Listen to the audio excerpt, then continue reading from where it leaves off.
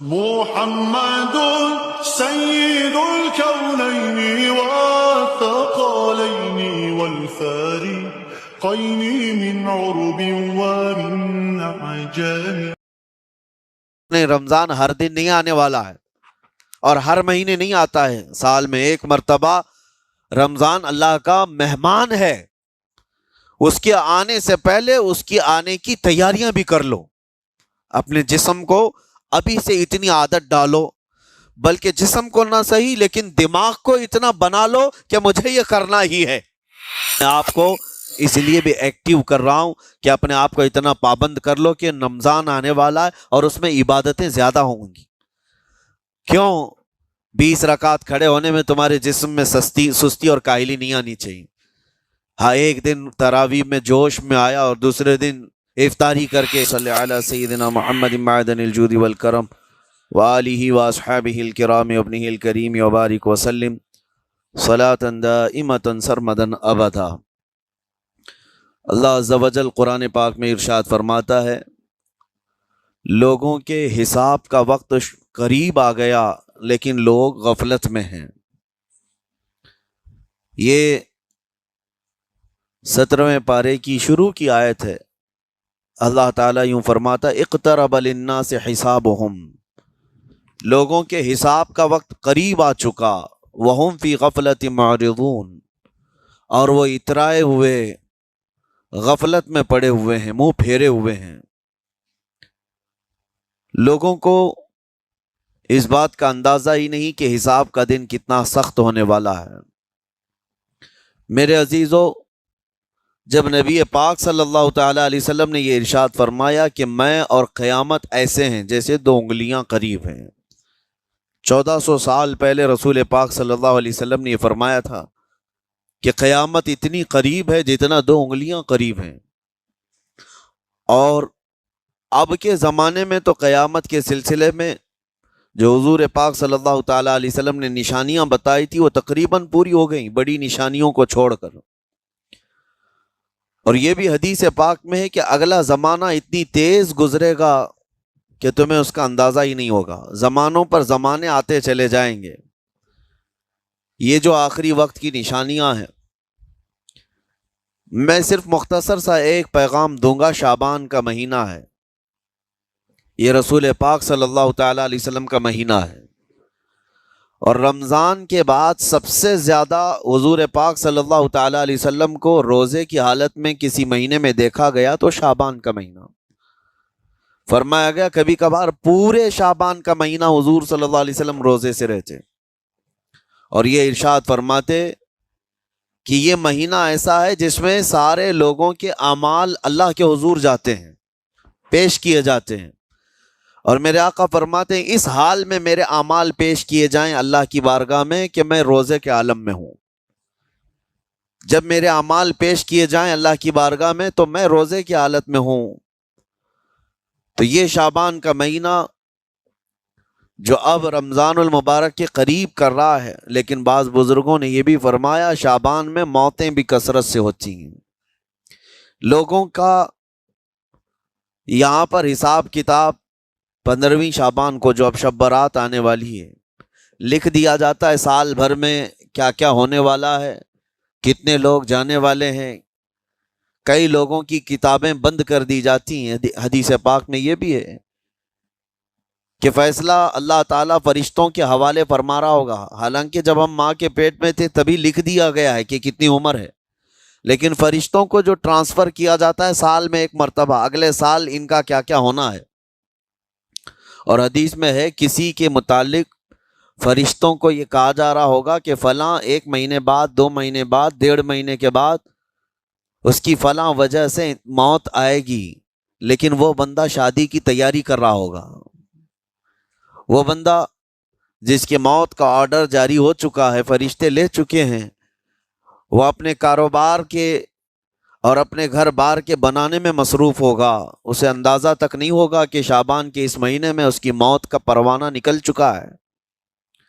اسی لیے میں عرض کر رہا ہوں قرآن کی آیت اقترب للناس حسابہم وہم فی غفلت معرضون.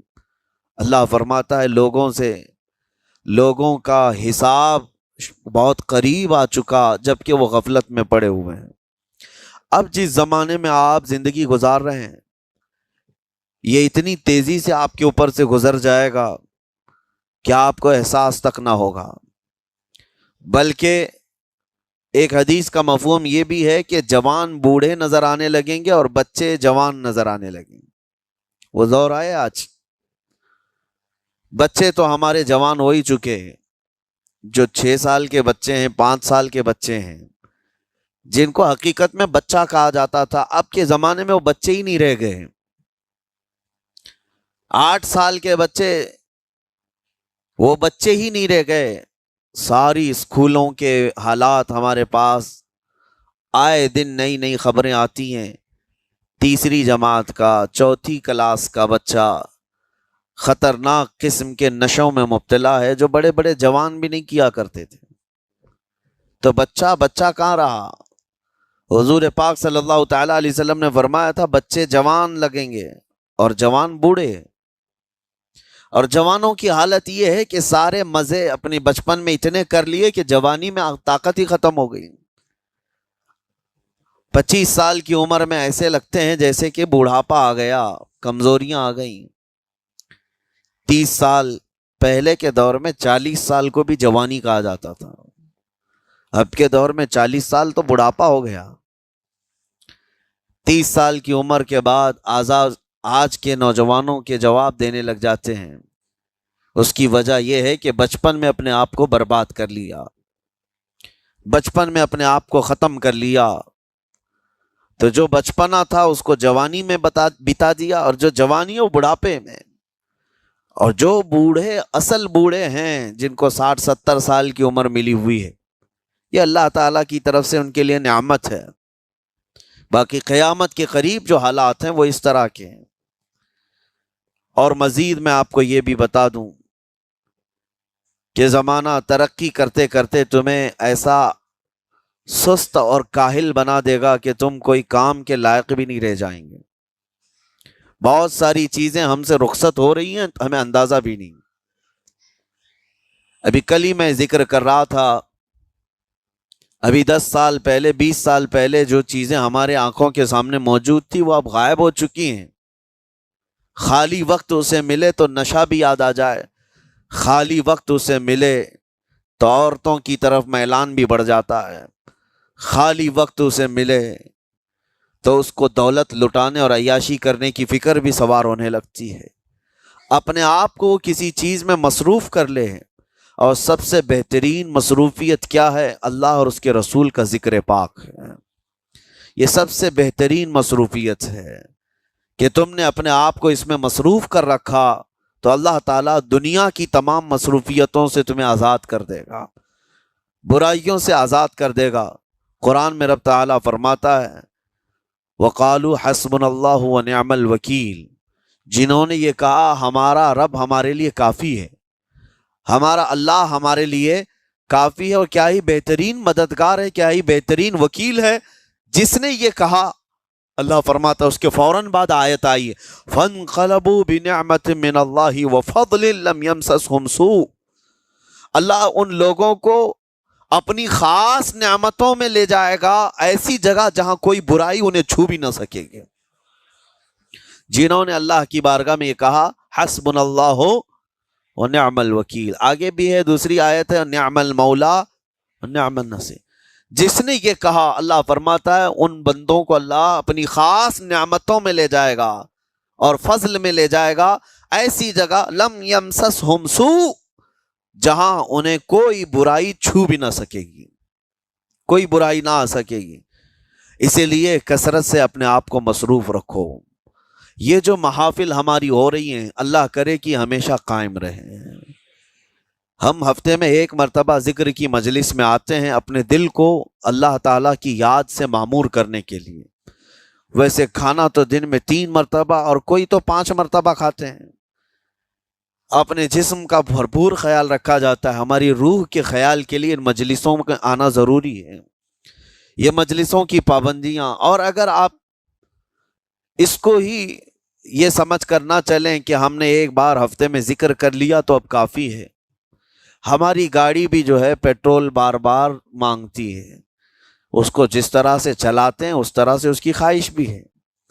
روزانہ گاڑی کو اگر کہیں کھڑی کر رکھیں تو زیادہ پیٹرول نہیں لگے گا، لیکن چلتی رہے تو بار بار پیٹرول کی ضرورت ہے۔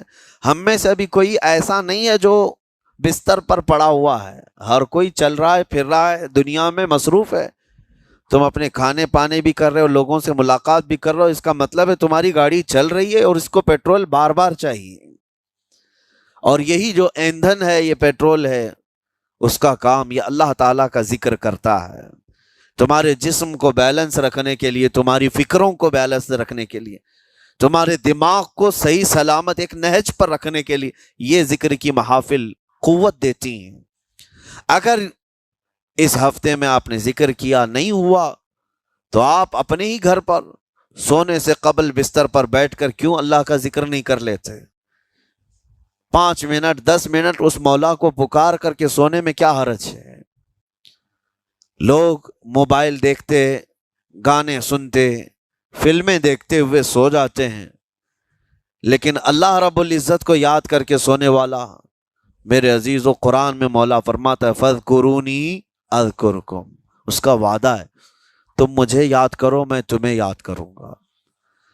اور اس کی تفسیر میں اللہ تعالیٰ کے اس قول میں، اس فرمان کی تفسیر میں بزرگوں نے فرمایا اللہ کیسے یاد کرتا ہے بندے کو؟ اللہ بندے کو کیسے یاد کرتا ہے؟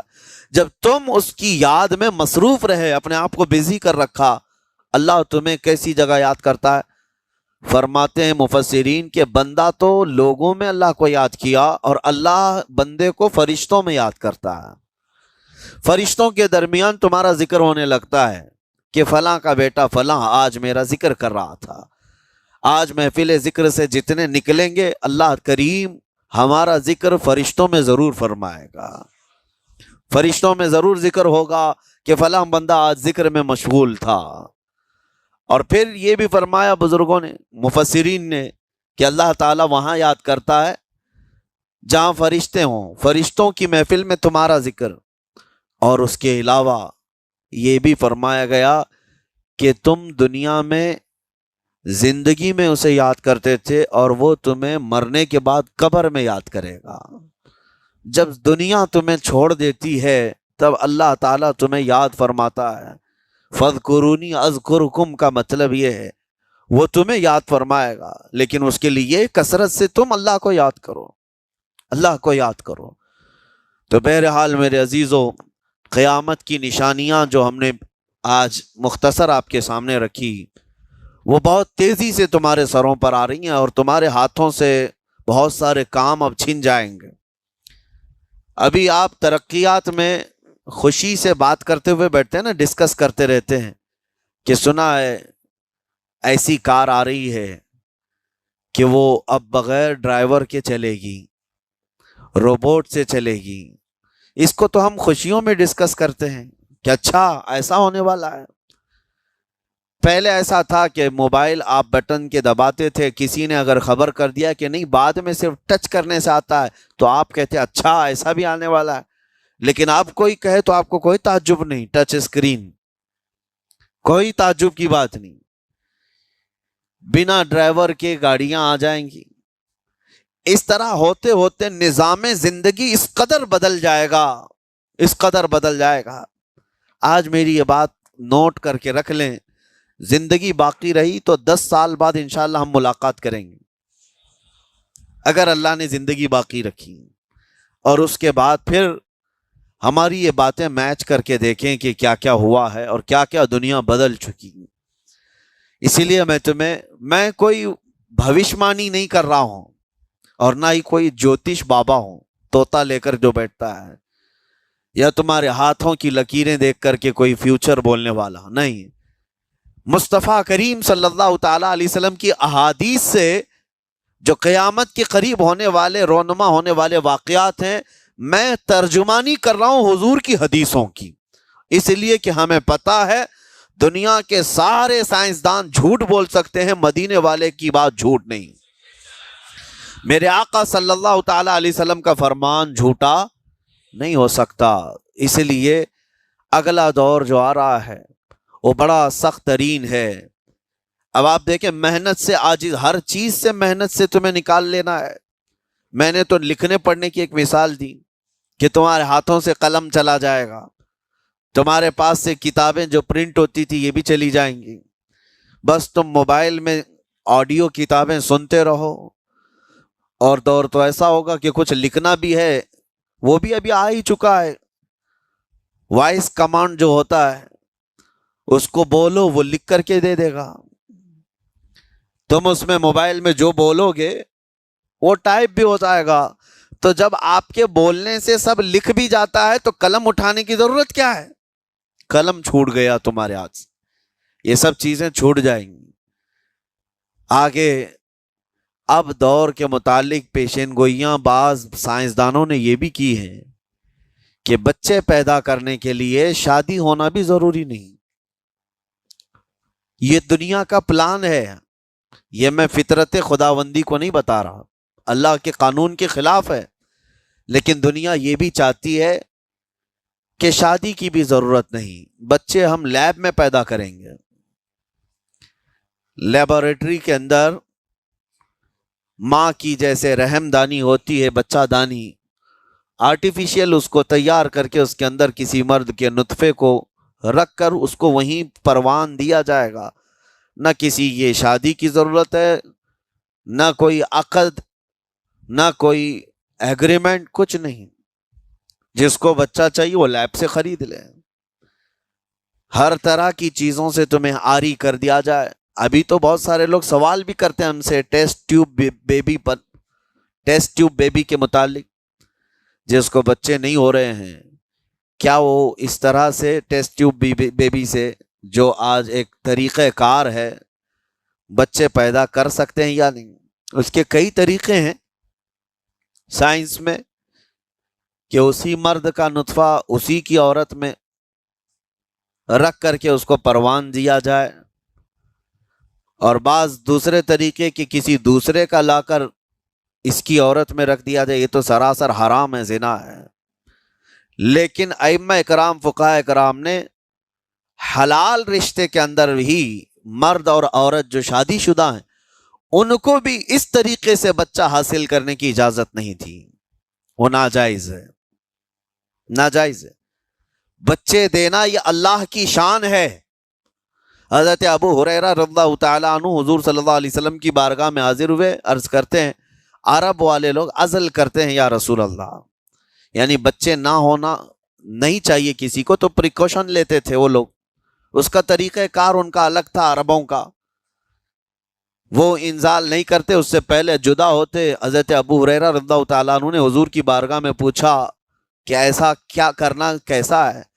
نبی پاک صلی اللہ تعالیٰ علیہ وسلم نے ارشاد فرمایا اگر رب تبارک و تعالیٰ چاہے تو بھی بچے عطا کرے گا، کوئی عزل کر لے الگ ہو جائے، اگر مولا کو دینا ہو تو اس حال میں بھی اللہ تعالیٰ بچے عطا کرے گا، جو مولا بغیر باپ کے عیسیٰ پیدا فرماتا ہو۔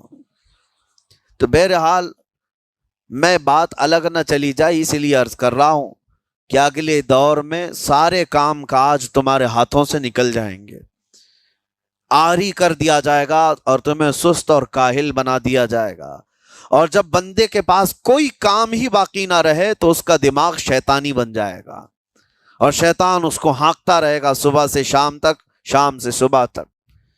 اور میں آپ کو بتا دوں دنیا یہ چاہتی ہے کہ رات کو دن بنا دے، یعنی کوئی رات کا تصور ہی نہ رہے، نہ اندھیرا ہے نہ ہی کوئی اس طرح کی تاریکی، بلکہ پورا ٹوٹل 24 آورز ایسا ہی اجالا دکھنا چاہیے، تمہاری نیندیں ختم ہو، کسی کے لیے بھی اندھیرا ہو گیا چلو سوئیں۔ یہ اللہ کے جتنے نظام ہیں اس سے یہ دنیا چھیڑ چھاڑ کرنے کی کوشش کر رہی ہے۔ یہ جو خفیہ طاقتیں ہیں دنیا کو جو چلا رہی ہیں، وہ فری میسن ہوں اور سیکریٹ تنظیمیں جو آج دنیا میں کام کر رہی ہیں، وہ قانون خداوندی سے چھیڑ چھاڑ کرنا ان کی فطرت عادت ہے۔ ہر چیز جو اللہ تعالیٰ کی بنائی ہوئی، پہاڑوں کو اپنی جگہ سے ہٹا دینا۔ عرب میں آج پتہ ہے آپ کو، سعودی میں سب سے زیادہ پہاڑ کاٹے جا رہے ہیں، پہاڑ اتنے کاٹتے ہیں وہ لوگ، پورے کے پورے پہاڑوں کو انہوں نے زمین سے الگ کر دیا، اور وہاں پہاڑ کا وجود ہی نہیں۔ مکہ میں جا کر آپ دیکھ لیں، مدینے میں جا کر دیکھ لیں، 4 سال 5 سال کنٹینیو کئی مشینیں لگا کر کے پورے پہاڑ کو صاف کر دیا، پتھر کے پہاڑ۔ اصل میں یہ نظام قدرت ہے، پہاڑ یوں ہی نہیں بنائے اللہ نے زمین پر۔ والجبال اوتادا، یہ میخ بنا کر کے اس میں گاڑ دیے گئے تاکہ زمین ہلنے نہ پائے، زمین پانی پر ہے، اور جب پہاڑوں سے چھیڑ چھاڑ کیا جائے گا زمینوں میں زلزلے آئیں گے، ادھر سے ادھر زمین ہل جائے گی۔ اور تو اور انہوں نے اپنی ٹیکنالوجی کو بڑھاتے بڑھاتے قانون خداوندی میں چھیڑ چھاڑ کے لیے کیا نہیں کیا، انہوں نے جعلی اور آرٹیفیشل ارتھ کویک لانے کی کوششیں کی، مصنوعی زلزلے، مصنوعی بارش ہوتی نہیں، لیکن پورے کلاؤڈ کو جمع کر کے، بادلوں کو جمع کر کے ایک جگہ، اور پھر اس کو کیمیکل کے ذریعے سے پانی برسا دیا جائے۔ لوگوں کو لگتا ہے کہ ابر چھا گیا اور پانی آنے لگ گیا، یعنی بارش بھی مصنوعی برسائی جائے، ہوائیں بھی مصنوعی چلائی جائیں، پہاڑ بھی کاٹ دیے جائیں، جعلی زلزلے لائے جائیں۔ سونامی کو بھی لانے کی ترکیبیں ان لوگوں نے سوچی کہ زیر زمین جو لاوا ہوتا ہے اس کے اندر دھماکہ کر دیا جائے تاکہ پانی کی موجیں بے قابو ہو کر بہت زیادہ لہریں اٹھ جائیں اور دنیا میں تباہی مچائیں۔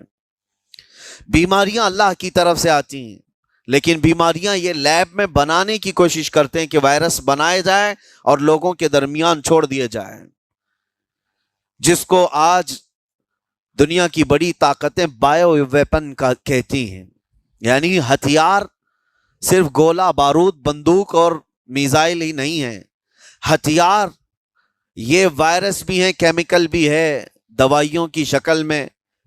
یہ برسوں سے یہ تنظیمیں اس بات پر کام کر رہی ہیں، حتیٰ کہ یہ نظام قدرت کو، نظام خداوندی کو پورے اکثر بدلنے کے لیے انہوں نے مردوں کو عورت بنانا، عورتوں کو مرد بنانے کی بھی مہم چھیڑ رکھی ہے۔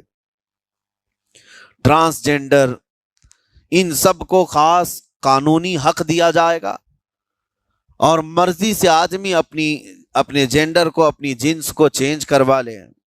یہ قانون خداوندی میں چھیڑ چھاڑ ہے نہیں، اور انسان کو جس کام کے لیے پیدا کیا گیا تھا اس کام سے اس کو عاری کر دیا جائے، کاہل بنا دیا جائے۔ اسی لیے دیکھیں، وہ رحمان مولا چاہے تو تمہیں گھر میں بٹھا کر خوب رزق دے، وہ غفار ہے جو چونٹیوں کو اپنے سوراخ میں رزق دیتا ہے، مچھلیوں کو پانی کے اندر رزق دیتا ہے، وہ اشرف المخلوقات کو کیوں نہیں کھلائے گا؟ لیکن اس کا حکم یہ ہے، اذا قضیت الصلاۃ فانتشروا فی الارض، جب نماز پڑھ لو تو زمین میں پھیل جاؤ اور اللہ کا رزق ڈھونڈو۔ یہ نہیں کہ گھر میں بیٹھ کر کے تم پکارتے رہو رزق آ جا، رزق آ جا، رزق آ جا، یہ نہیں ہے۔ تمہیں کیوں؟ تم کاہل اور سست نہ بنو، تمہیں فرمائے گا ہاتھ پیر چلاؤ۔ نبی پاک صلی اللہ تعالی علیہ وسلم نے ارشاد فرمایا، دنیا کا سب سے بہترین رزق وہ ہے جو اپنے ہاتھوں کی کمائی، محنت سے۔ اور حضور فرماتے ہیں اللہ کے نبی داؤد علیہ السلام لوہے کا کام کرتے اور خود اپنے ہاتھوں سے لوہے کو تپا کر کے نقش بناتے، اور لوہے کی زرہ جو جنگوں میں پہنی جاتی یہ بنا کر کے بیچتے تھے، اور اس کی آمدنی سے حضرت داؤد علیہ السلام اپنا گھر چلاتے تھے۔ حضرت ادریس علیہ السلام کپڑے سلتے تھے، درزی کا کام کرتے اور اپنا گھر چلاتے۔ حضرت ابراہیم علیہ السلام گھر بنانے کا کام کرتے رہے۔ اسی لیے نبی پاک صلی اللہ تعالی علیہ وسلم نے فرمایا اللہ کے سارے نبی اپنے ہاتھوں کی کمائی کھایا کرتے تھے، کوئی گھر بیٹھ کر کے نہیں۔ جو لوگوں کو آج یہ شوق ہے کہ بس کسی کو جائیداد میں کچھ پراپرٹی ملی تو کرائے پر چڑھا دو اور کرایہ کھاتے رہو، کیوں محنت کرنا ہے؟ کوئی کام کیوں کرنا ہے؟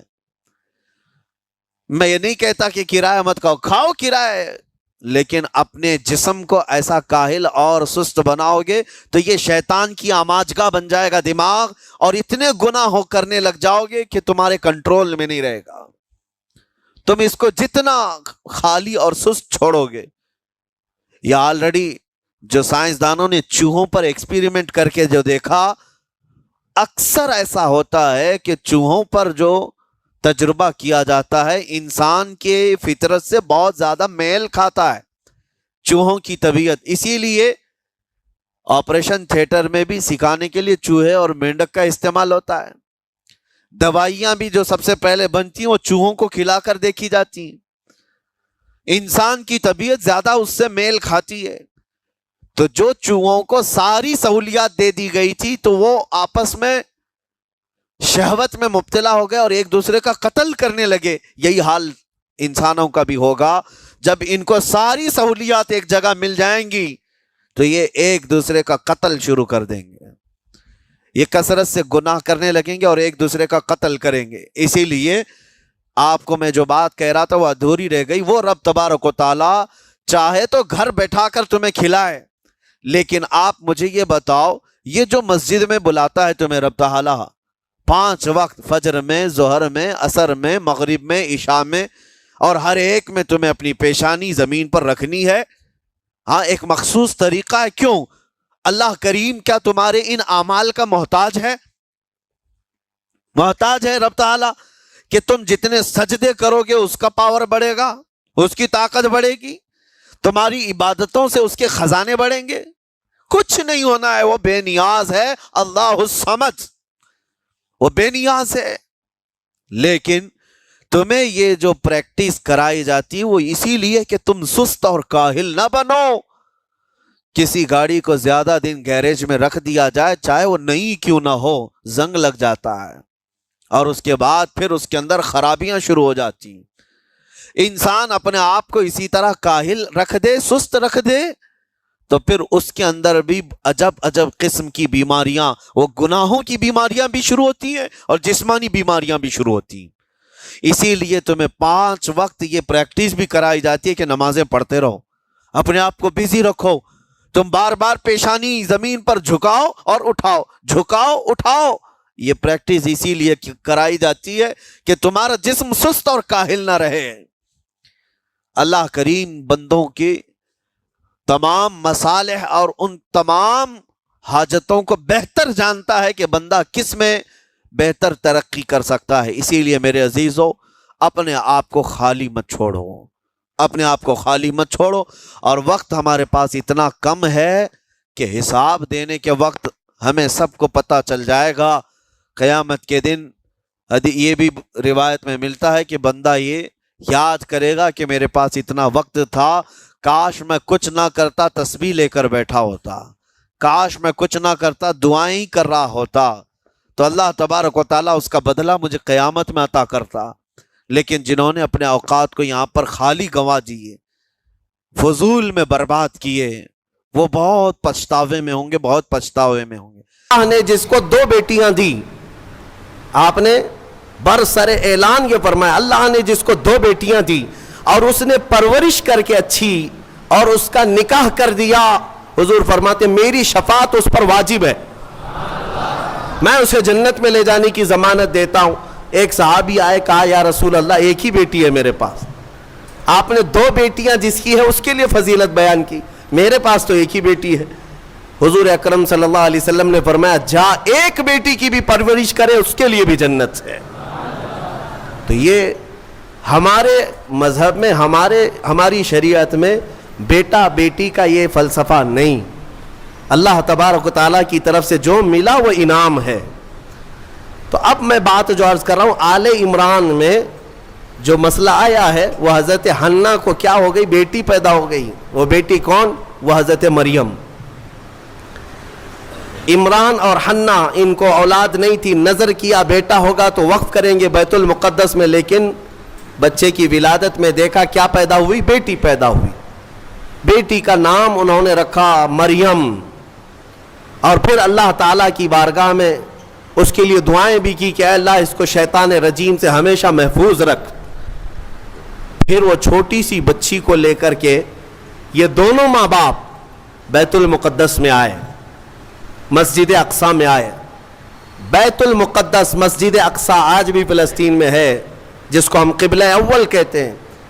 وہاں پر حضرت زکریا علیہ السلام اللہ کے نبی امام تھے اور پوری بیت المقدس کے متولی بھی تھے. تمام چیزیں انہی کے سپرد ہوا کرتی. حضرت زکریا علیہ السلام کے ہاں لا کر کے انہوں نے دے دیا, کہا ہماری ایسی ایسی منت تھی, نظر تھی, اللہ تعالیٰ نے ہمیں بیٹی دیا اور ہم بیت المقدس میں وقف کرنے کے لیے لائے ہیں. حضرت زکریا علیہ السلام نے بیٹی کو لے لیا. اب میں آپ کو بتاؤں, زکریا علیہ السلام کی عمر بھی کافی ہو چکی تھی, بال سفید ہو چکے تھے اور ان کو بھی اولاد نہیں تھی. زکریا علیہ السلام کو بھی اولاد نہیں تھی, بڑھاپا ان کا بھی تھا. آپ نے بیٹی کو گود لے لیا اور بیت المقدس میں رکھ دیا, کہا کہ ٹھیک ہے جاؤ تمہاری منت پوری ہو گئی, میں اس کی پرورش کرتا ہوں. یہ حضرت بی بی مریم کی پرورش اللہ کے گھر میں ہو رہی ہے. ایک محراب خاص کر دیا گیا بی بی مریم کی تربیت کے لیے. ایک نماز پڑھنے کے جیسے محراب ہے, ایک محراب حضرت بی بی مریم کا مسجد اقصی میں خاص ہو گیا. میں کیوں محراب کا ذکر کر رہا ہوں, توجہ چاہتا ہوں. قرآن میں اس محراب کا ذکر آیا ہے, اس محراب کا ذکر آیا ہے. بی بی مریم کو اس محراب کے اندر رکھا گیا. وہ آج بھی بیت المقدس میں موجود ہے, محراب مریم, اس کو محراب مریم کہتے ہیں, آج بھی ہے. وہاں پرورش کے لیے رکھا گیا. ارے دودھ پیتی بچی, اور اس کے بعد جب بڑھنے لگی تو کئی دن تک آپ نے پرورش فرمائی, سال 2 سال تک. تو 2 سال کے قریب غالباً ان کی عمر تھی حضرت بی بی مریم کی. اب قرآن کہتا ہے کلما دخل علیہا زکریا المحراب وجد عندہا رزقا. جب جب حضرت زکریا مریم کے محراب میں جاتے تو الگ الگ قسم کے پھل وہاں پر دیکھتے تھے. بے موسم کا پھل, آم کا سیزن نہیں, آم موجود ہے. انگور کا موسم نہیں, انگور موجود ہے. بغیر موسم کے بھی وہاں پھل موجود ہوتے تھے, قسم قسم کا رزق وہاں ہوتا تھا. حضرت زکریا علیہ السلام حیران ہو کر پوچھتے ہیں, قال یا مریم انا لکی ھذا, اے مریم یہ سب تیرے پاس کہاں سے آتا ہے؟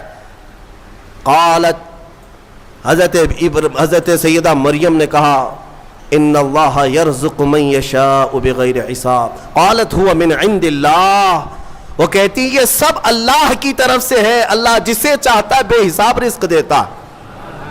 بات ہو گئی حضرت بی بی مریم کو. اب جو نکتہ مجھے بتانا ہے, توجہ چاہتا ہوں. تفسیر سننے کا اسی میں لطف ہے کہ تفسیر سننے کے بعد آپ کا عقیدہ بھی مضبوط ہو جائے, ایمان میں اضافہ بھی ہو جائے, اور یہ پتا چلے کہ سنیو تم حق جماعت پر ہو. قرآن پاک کی تفسیر سننے کے بعد یہ یقین بھی تو تمہیں ہو جانا چاہیے. بی بی مریم کہتی ہے یہ اللہ کی طرف سے ہے, رزق آتا ہے. حضرت زکریا نے دیکھا کہ بی بی مریم کو چھوٹی عمر میں اللہ غیب سے رزق دیتا ہے. اب کیا کیا حضرت زکریا, جو خود مسجد کے امام ہیں, اللہ کے نبی ہیں, سب کو پتہ ہے حضرت زکریا علیہ السلام اللہ کے نبی ہیں, عمر دراز ہو چکی, لوگوں کو عبادت وہ کراتے تھے, اللہ تبارک و تعالیٰ کی طرف انسانوں کو وہ بلاتے تھے. لیکن بی بی مریم کو دیکھنے کے بعد انہیں بھی اولاد کی خواہش ہو گئی, انہیں بھی اولاد کی خواہش ہو گئی. ہوتا ہے ایسے کہ کئی سال تک بچے نہ ہوں تو آدمی کمپرومائز کر لے کہ چلو اب تو نہیں ہونا ہے, لیکن کبھی بڑھاپے میں جانے کے بعد پھر خواہش پیدا ہو جائے, یہ تو صرف نبیوں کی شان ہے. حضرت زکریا علیہ السلام کی خواہش ہوئی کہ کاش مجھے بھی اولاد ہوتی. تو کیا کیا حضرت زکریا علیہ السلام نے؟ مسجد اقصی بیت المقدس کے امام, قرآن کہتا ہے ہنالک دعا زکریا ربہ قال رب ہب لی من لدنک ذریۃ طیبہ انک سمیع الدعاء. حضرت زکریا علیہ السلام کے بارے میں قرآن کہتا ہے حضرت زکریا علیہ السلام بی بی مریم جہاں بیٹھتی تھی اس محراب میں آ کر کھڑے ہوئے, اور اس محراب میں کھڑے ہو کر دعا کرتے, اے اللہ مجھے بھی نیک اولاد تو عطا کر دے, تو ہر ایک کی دعا سننے والا ہے.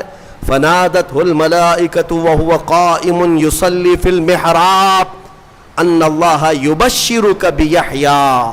قرآن کہتا ہے حضرت زکریا علیہ السلام ابھی اسی محراب میں کھڑے ہو کر دعا کر ہی رہے تھے.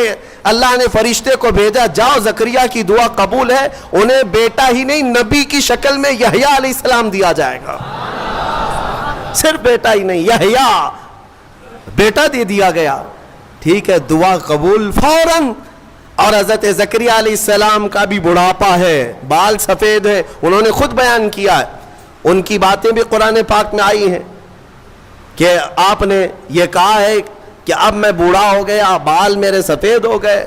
سورہ مریم کی آیتوں میں ہے. اب مجھے عرض یہ کرنا ہے, حضرت زکریا علیہ الصلاۃ والتسلیم وہاں مریم کی محراب میں جا کر کیوں دعا کی؟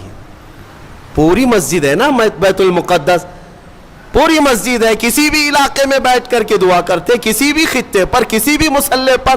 مریم جہاں ہے اس مصلی پر یا اس محراب پر کیوں کھڑے ہو کر دعا کیا؟ یہی سنیوں تمہیں عقیدہ میں بتانا چاہتا ہوں, اللہ والے جہاں ہوتے ہیں وہاں دعائیں قبول ہوتی ہیں.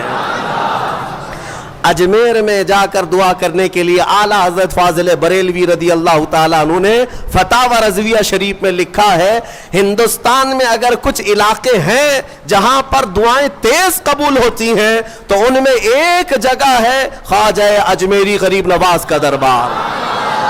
اعلیٰ حضرت نے لکھا ہے. میرے عزیزوں, کیوں؟ یہ قرآن سے ثابت ہے.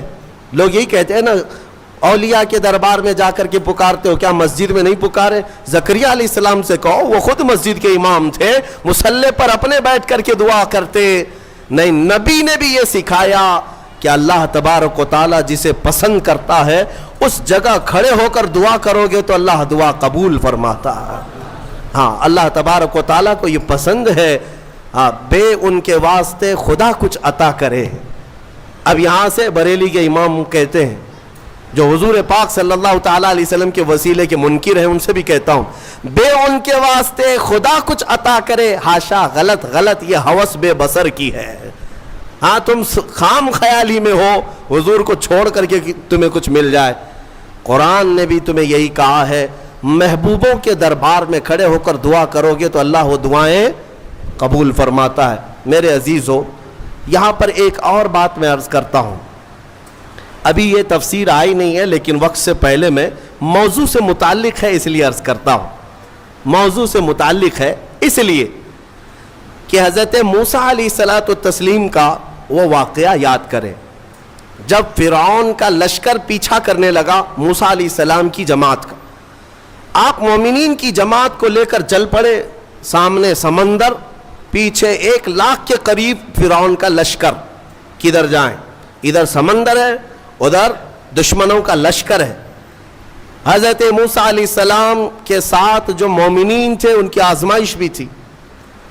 ایسا موقع آ جائے, ایک طرف سمندر ہے, ایک طرف دشمن کی فوج, لیکن اللہ تعالیٰ جسے جہاں سے چاہے بچائے.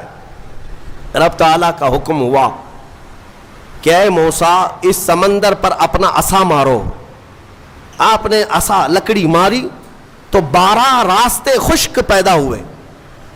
موسیٰ علیہ السلام کا جو قبیلہ تھا, یعنی آپ کی جو جماعت تھی مومنین کی, وہ 12 خاندانوں میں تھی, تو سب کے لیے ایک ایک راستہ سمندر میں بن گیا. سب اس راستے سے چلنے لگے. سمندر کے دوسرے کنارے وہ پہنچ گئے. فرعون نے دیکھا راستہ کھلا ہوا ہے, ہم بھی چلتے ہیں. فرعون موسیٰ علیہ السلام کے یہ کھلے ہوئے راستوں کے درمیان آ گیا. بیچ سمندر میں فرعون کی فوج پہنچی تھی, سمندر کو واپس ملا دیا گیا.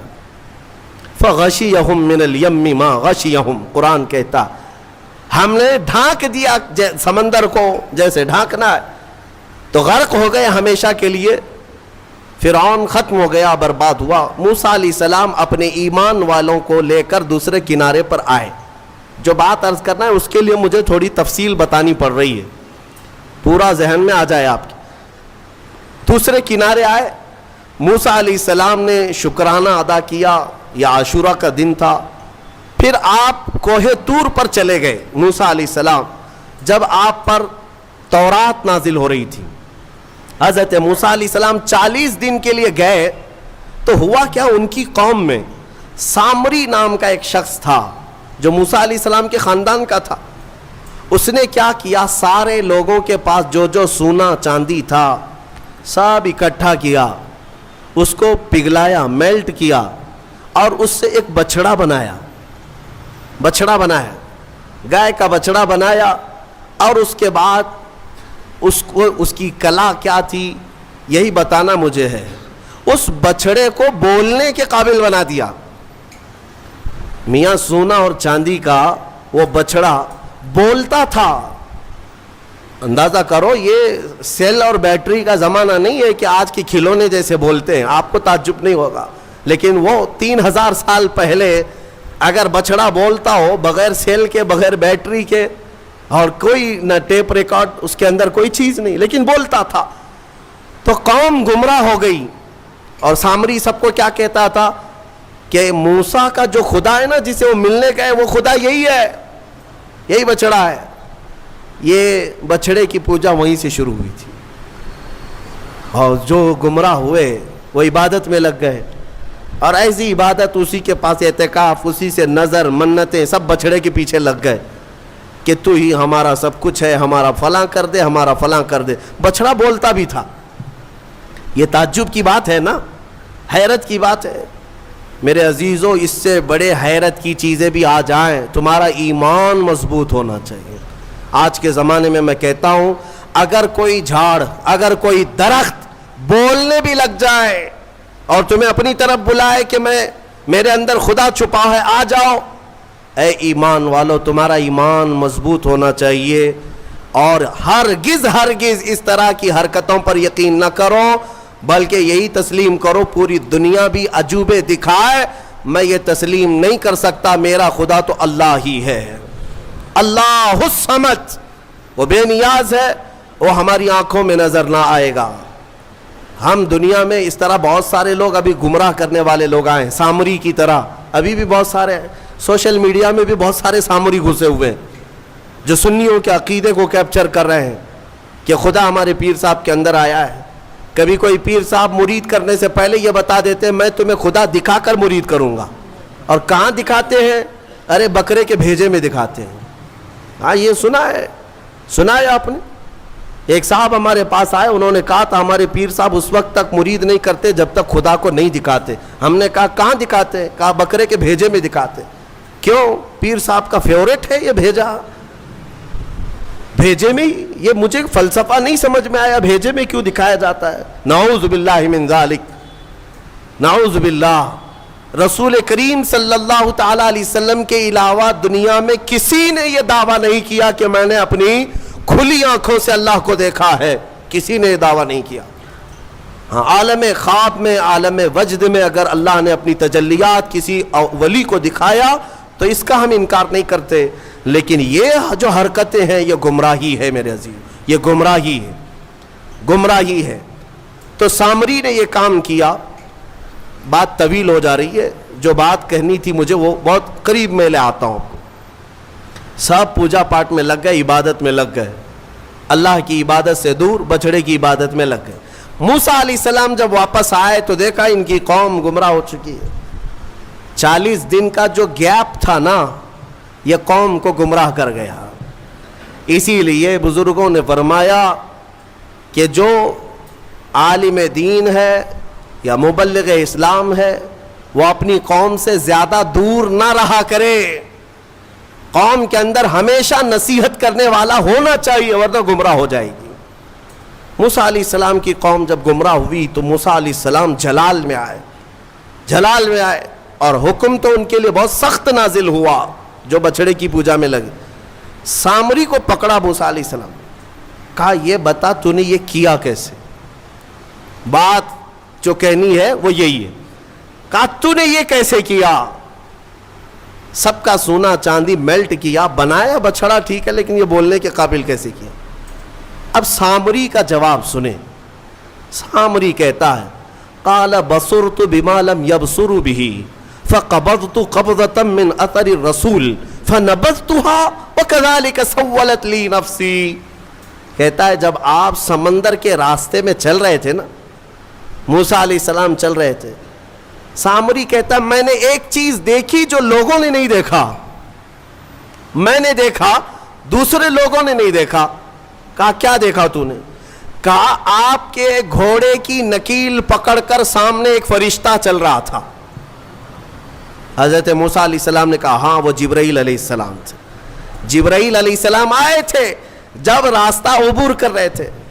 تو سامری کہتا ہے میں دیکھ رہا تھا آپ کے آگے آگے ایک فرشتہ چل رہا تھا۔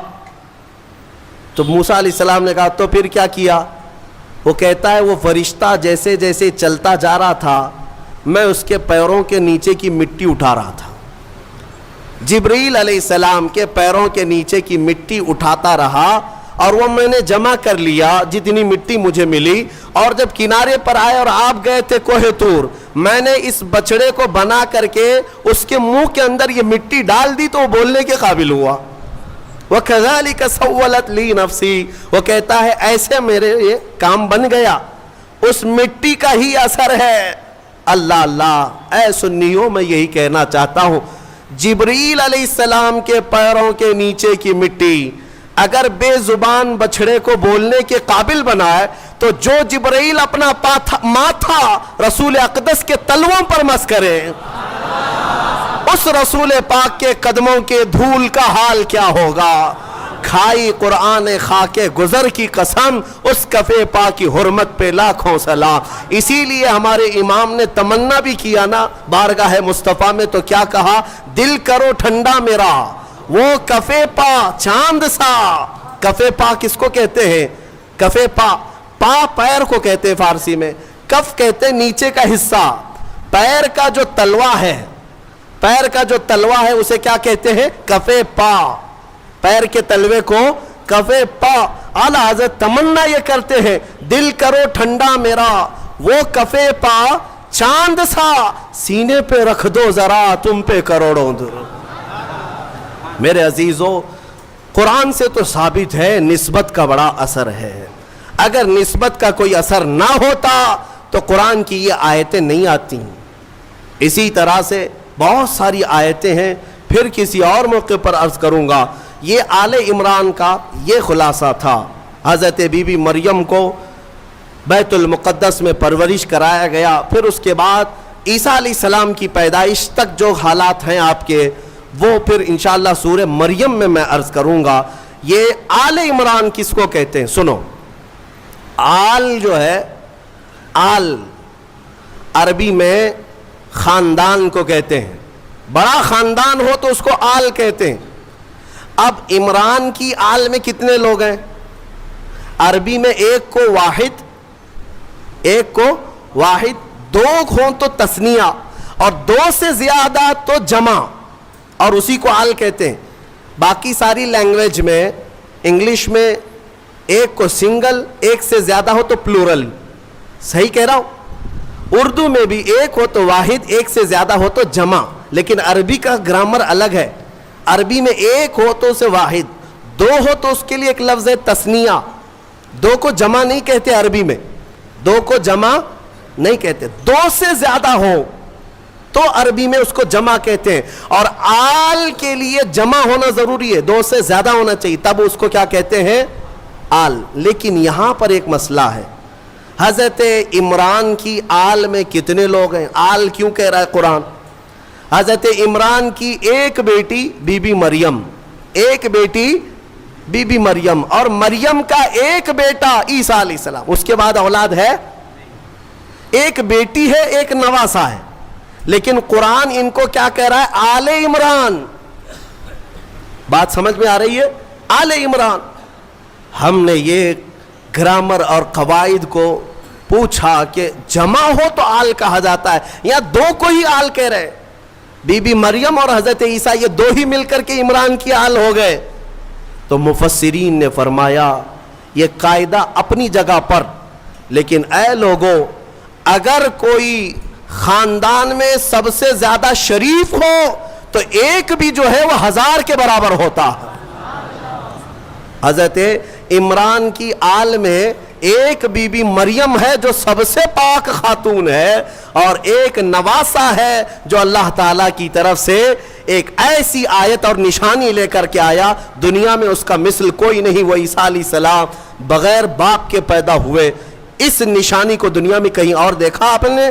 تو دو ایسی اولاد ہے جس کی وجہ سے قرآن نے ان کو آل عمران کہا۔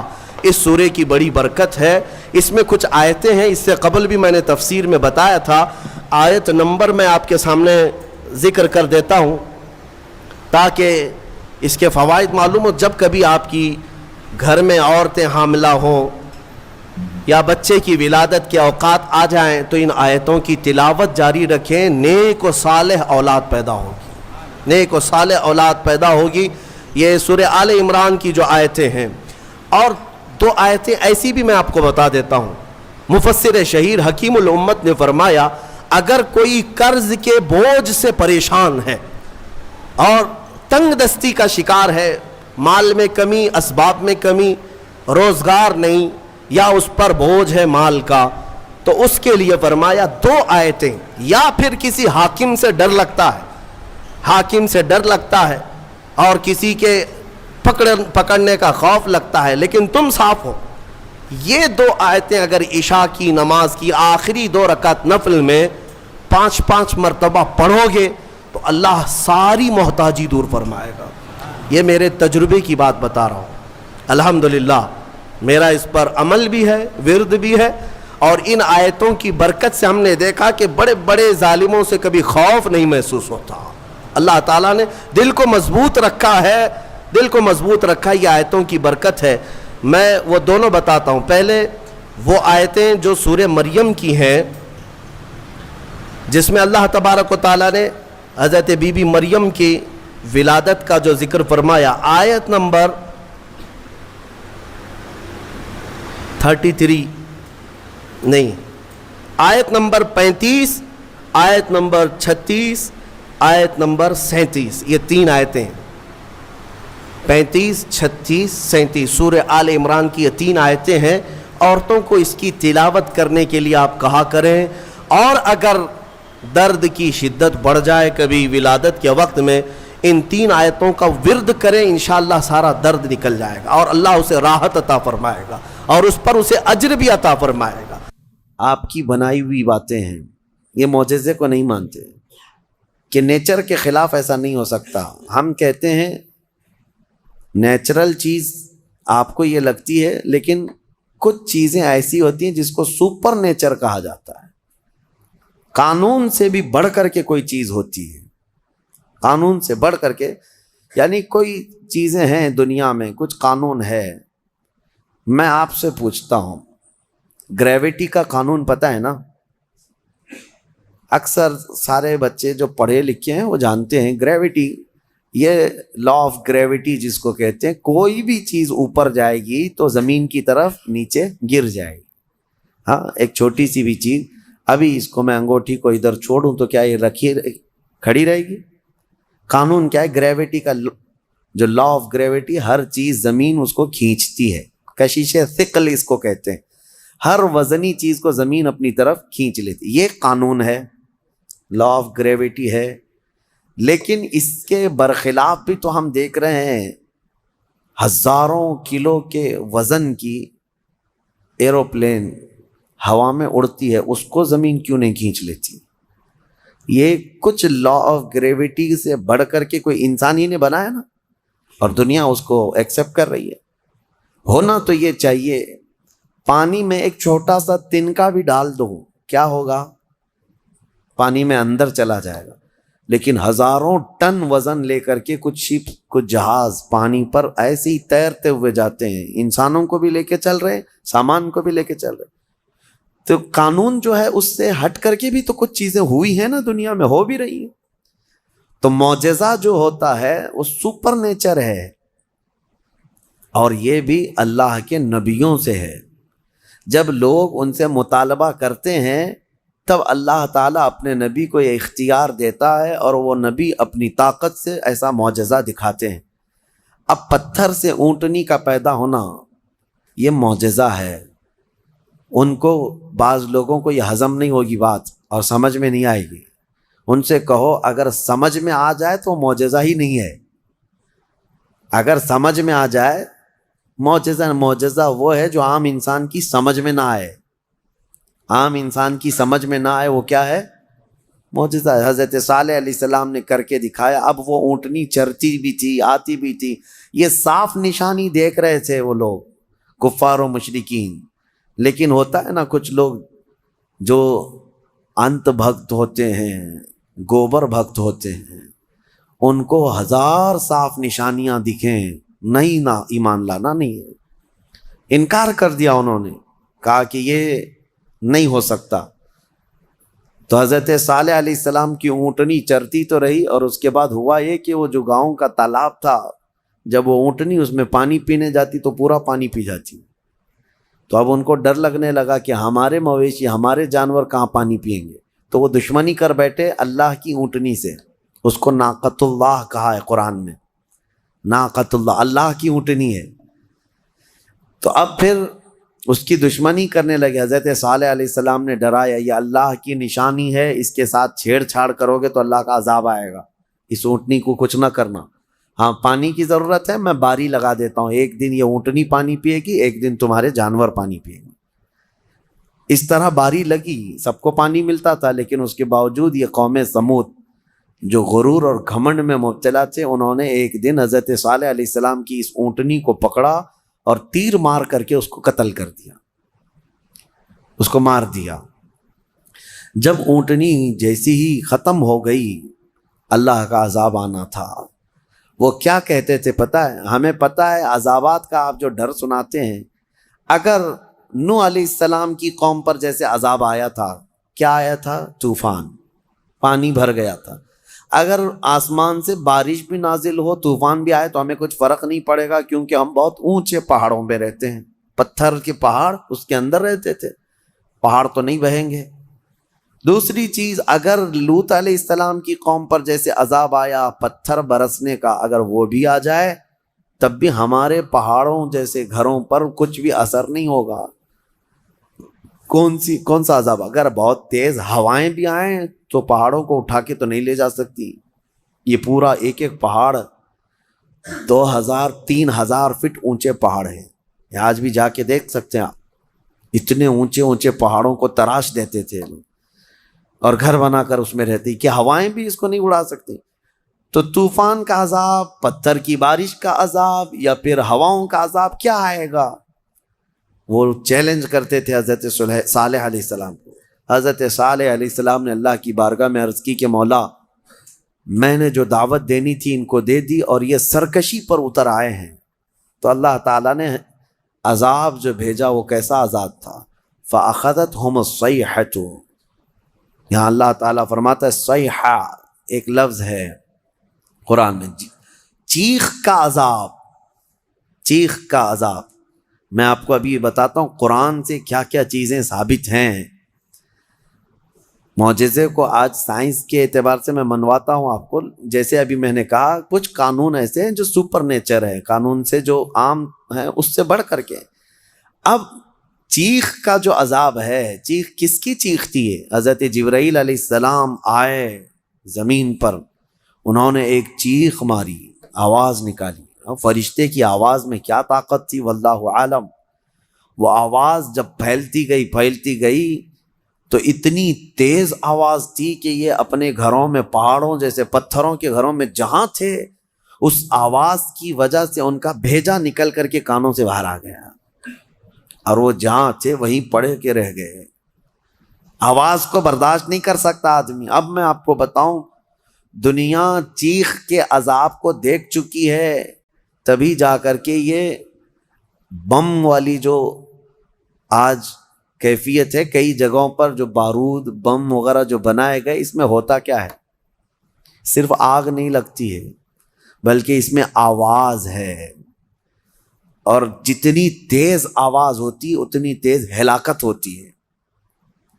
جتنے بم بنائے جاتے ہیں، ایٹم بم ہوں یا اور بھی دوسرے، اس میں بہت سخت قسم کی آواز، جب وہ بم پھٹتا ہے تو تو یہ آس پاس کی چیزیں جو ٹوٹتی ہیں یہ بارود کی وجہ سے نہیں ٹوٹتی، صرف اس آواز کی وجہ سے ٹوٹتی ہیں۔ آواز کے اندر یہ طاقت ہے۔ کبھی آپ ڈی جے کو بجتے ہوئے دیکھتے ہوں گے، جب بہت تیز ساؤنڈ ڈی جے والے لگاتے ہیں تو ہمارے گھر کی کھڑکیاں ہلنے لگ جاتی ہیں۔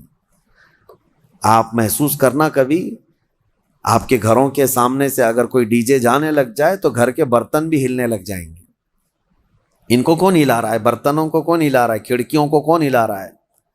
آواز میں اتنی طاقت ہے۔ یہ تو ڈی جے بہت شارٹ قسم کی آواز ہے جس کو آج آپ سن سکتے ہیں، لیکن جو بم کی آواز ہے اس کو آپ کے کان نہیں سن سکتے، اور یہ دنیا کی بنائی ہوئی آوازیں ہیں۔ اس سے کئی ہزار گنا زیادہ ایک فرشتے کی آواز میں طاقت ہے۔ جب وہ آواز آئی ہوگی تو پھر انسانوں کا کیا حشر ہوا ہوگا۔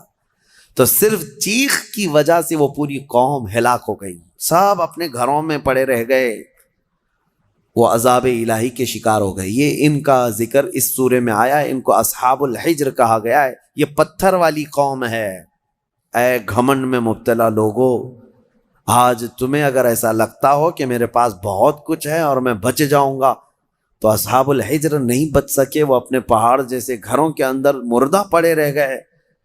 صبح جا کر کے دیکھا گیا تو سب کی لاشیں بدبو میں سڑ رہی تھیں، صرف اس چیخ کے عذاب میں سب مبتلا ہو گئے، پوری قوم ہلاک ہوئی۔ اب آپ اندازہ کریں، قیامت بھی جو قائم ہونی ہے نا، وہ بھی آواز پہ ہی قائم ہونی ہے۔ آواز، یہ آج دنیا کو اچھی طرح سے پتا ہے کہ ساؤنڈ کے اندر کتنا پاور ہے، اور آواز کے ذریعے سے ہی پوری دنیا کو ختم کیا جائے گا۔ کیسے؟ حضرت اسرافیل علیہ السلام سور پھونکیں گے۔ سور ایک باجے جیسی شکل کی ایک چیز ہے۔ یہ اسرافیل علیہ السلام ایک فرشتے ہیں اللہ کے، وہ ہاتھ میں لے کر کھڑے ہیں انتظار میں کہ جب مولا کا حکم ہوگا اس کو بجائیں گے۔ جیسے ہی اس کو پھونکنے لگیں گے دنیا میں آواز پھیلے گی، پہلے ہلکی ہلکی ہلکی ہوتے ہوئے وہ آواز اتنی بڑھ جائے گی کہ لوگ پہلے اس آواز کو سنتے ہوئے بے ہوش ہو جائیں گے، پھر اسی آواز پر پوری دنیا کی موت ہو جائے گی، ایک بھی باقی نہیں رہے گا، ایک بھی باقی نہیں رہے گا۔ اس سور کی آواز پر سارے کے سارے پورے روئے زمین پر جتنے انسان ہیں وہ سب کے سب مر جائیں گے۔ یہ قیامت قائم ہونے کا منظر ہے۔ پھر اللہ تبارک و تعالیٰ زمین میں زلزلے پیدا فرمائے گا، اور پھر یہ پہاڑ سب پورے اڑنے لگ جائیں گے، زمین ختم کر دی جائے گی، ساری چیزیں ختم کر دی جائیں گی۔ پھر اللہ تبارک و تعالیٰ جو میدان قیامت قائم فرمائے گا، پھر اس میں سارے انسانوں کو جمع کرے گا۔ تو سور پھونکا جائے گا، اور سور کی آواز بہت تیز ہوگی، لیکن الحمدللہ آپ نہ گھبرائیں، ہمارے اوپر نہیں آنی ہے قیامت، کیونکہ فرمایا گیا قیامت جو ہے کسی بھی مومن پر نہیں آئے گی۔ اس وقت کوئی مومن باقی نہیں رہے گا، مسلمان نہیں رہے گا۔ قیامت جو سور پھونکی جائے گی اور اس وقت جو سارے لوگ ہلاک ہوں گے، اس میں ایمان والے لوگ نہیں رہیں گے۔ ایمان والے بہت پہلے ہی دنیا سے جا چکے ہوں گے۔ اب آپ اندازہ کرو، جب سارے ایمان والے ختم ہو جائیں تبھی قیامت کو آنا ہے، اور جب تک مومنین زندہ ہیں قیامت نہیں آئے گی۔ یہ روایات سے ثابت ہے۔ تو بہرحال سور کی بھی آواز ہی ہے، آواز کا پاور ہے، اور قیامت بھی اسی میں قائم ہونی ہے۔ اب اس کے بعد دوسری سورہ ہم نے تلاوت کی ہے، سورہ نحل۔ سورہ نحل شہد کا ذکر آیا ہے۔ اللہ تعالیٰ فرماتا ہے، اللہ کی نشانیوں میں سے ہے یہ بھی، یخرج من بطونها شراب مختلف الوانہ فیہ شفاء للناس۔ شہد کی مکھی کا ذکر ہے کہ اللہ تبارک و تعالیٰ اس کے منہ سے ایک ایسے رس کو نکالتا ہے جو دنیا کی سب سے میٹھی چیز ہے، اور اللہ فرماتا اس میں لوگوں کے لیے شفا ہے۔ کس میں؟ شہد میں۔ شہد میں شفا ہے، اس کی گارنٹی قرآن سے ہے۔ اللہ نے فرمایا الگ الگ رنگ کے پھولوں سے یہ مکھی چوس کر کے آتی ہے رس، اور اپنے چھتے میں لا کر چھوڑ دیتی ہے، اور اس کے بعد اس میں مٹھاس آتی ہے، اور غضب کی مٹھاس، اس کی مٹھاس کا مقابلہ کوئی نہیں کر سکتا۔ جو اوریجنل مٹھائی ہے وہ شہد ہے دنیا میں، باقی سب چیزوں کو چھوڑ دیں، سب بنی ہوئی ہیں، لیکن اوریجنل جو مٹھاس ہے وہ صرف شہد کی ہے۔ اس کا ذکر کیوں ہے؟ دو جانوروں کا اللہ نے ذکر فرمایا، ایک گائے کا، یعنی دودھ دینے والی جو بھی ہے، اللہ فرماتا ہے کہ ہم دودھ کہاں سے نکالتے ہیں، دودھ کہاں سے آتا ہے؟ قرآن فرماتا ہے من بین فرث و دم، گوبر اور خون کے بیچ سے۔ گائے چارہ کھاتی ہے، اس کے بعد اس کو جگالی کر کے وہ ہضم کرتی ہے اور اس کا وہ فضلہ بن جاتا ہے، اور اسی سے تھوڑا خون بھی بنتا ہے۔ خون اور اس کے گوبر کے بیچوں بیچ سے دودھ کو اللہ نکالتا ہے۔ اللہ فرماتا ہے من بین فرث و دم لبنا خالصا، خالص دودھ نکلتا ہے، نہ اس میں گوبر کا اثر آتا ہے نہ خون کا اثر آتا ہے، اور نہ ہی کسی گائے کو چیر کر کے دیکھ لو کہ کوئی فلٹر اندر رکھا ہوا ہے۔ کون سی مشین لگی ہوئی ہے؟ کون سی مشین لگی ہوئی ہے کہ اس دودھ کو صاف کر کے، یعنی اس میں خون کے ذرات ہیں تو الگ کر دے، گوبر کے ذرات ہیں تو الگ کر دے؟ میاں رنگ بھی نہیں آتا اور نہ ہی مزہ آتا ہے۔ دودھ کے اندر کبھی خون کا مزہ آیا؟ دودھ کے اندر کبھی گوبر کا مزہ آیا؟ نہ مزے کو اللہ ملنے دیتا ہے، نہ اس کے اثر کو، نہ اس کے رنگ کو ملنے دیتا ہے۔ اور قرآن میں اللہ فرماتا ہے کہ ان دونوں کے بیچ سے خالص دودھ کو نکالتا ہے اللہ تعالیٰ، اور یہ پینے والوں کے لیے پیٹ بھرنے والی غذا ہے۔ ایک اس کا ذکر ہے اس جانور کا، اور دوسرا مکھی کا، کہ مکھی جو ہے یہ عبرت کی چیز ہے، شہد کی مکھی۔ اللہ کرے کہ آپ کو کبھی ڈنک نہ مارے، کبھی ڈنک نہ مارے۔ اگر یہ مارتی ہے تو زہر چڑھتا ہے، جسم پھول جائے گا، چہرے پہ اگر کاٹ لے، کئی لوگوں کا اس میں انتقال بھی ہوا، موت بھی ہوتی ہے۔ اگر کئی مکھیاں مل کر کے کاٹ دیں آدمی کو شہد کی، آدمی مر سکتا ہے، زہر ہے۔ سمجھ میں نہیں آتا، وہ زہریلی مکھی ہے، اور پھولوں کا جو رس چوستی ہے اس میں سے آپ بھی چوس کے لا کے اپنے گھر میں تھوک کے دیکھو۔ گلاب کو چوس لو، موگرے کو چوس لو، چمیلی کو چوس لو، اور اپنے گھر کے ایک کٹوری میں تھوک کے دیکھو، بدبو ہی آئے گی۔ اور پھولوں کا رس تو کڑوا ہی ہوتا ہے، لیکن وہ مکھی زہریلی خود بھی ہے اور چوستی کڑوے پھولوں کا رس ہے، اور لا کر کے چھتے میں جب ڈالتی ہے تو نہایت ہی شیریں، نہایت ہی میٹھی چیز۔ اب اللہ تبارک و تعالیٰ فرماتا ہے کون ہے جو اس میں مٹھاس پیدا کرتا ہے؟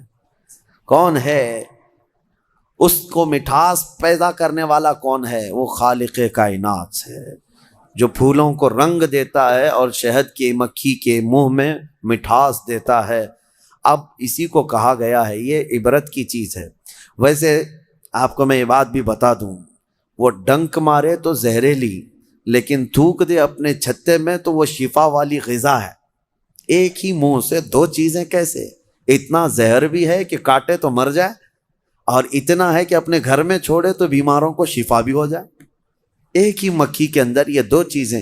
اعلیٰ حضرت فاضل بریلوی رضی اللہ تعالیٰ عنہ کی یاد آتی ہے، آپ نے فرمایا گستاخان رسول کو، وہ فرماتے ہیں اعلیٰ حضرت ظالموں میں شہد کی مکھی کی طرح ہوں۔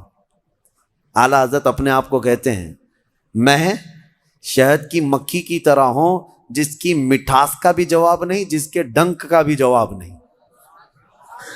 وہ اپنوں کے لیے میٹھا رس دیتا ہے اور ظالموں کے لیے وہ ڈنک بھی مارتا ہے۔ اعلیٰ حضرت نے اپنے لیے مثال میں فرمایا شہد کی مکھی کی طرح۔